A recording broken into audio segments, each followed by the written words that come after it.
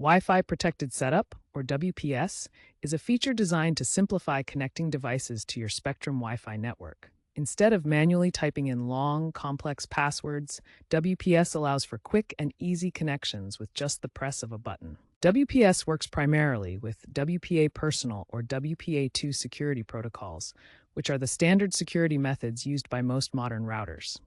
Most Spectrum routers come equipped with WPS functionality, though it might not be enabled by default on all models. The WPS button is typically located on the back of your Spectrum router, near the Ethernet ports.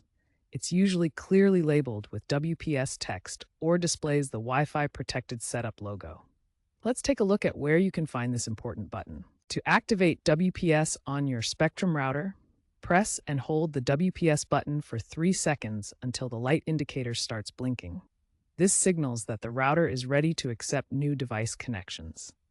You'll typically have a window of 90 to 120 seconds to connect your device before the WPS mode automatically turns off. However, it's important to note that some newer Spectrum routers, particularly Wi-Fi 6 models, may not have a physical WPS button at all. Instead, these modern routers rely on app-based management through the Spectrum mobile app for secure device connections. While WPS offers convenience, it's crucial to understand the security implications. Due to potential vulnerabilities, particularly susceptibility to brute force attacks, many cybersecurity experts recommend disabling WPS in high-security environments. Some sources even suggest that WPS may be disabled by default on certain Spectrum router models for security reasons. Once WPS is activated on your Spectrum router, connecting devices is straightforward.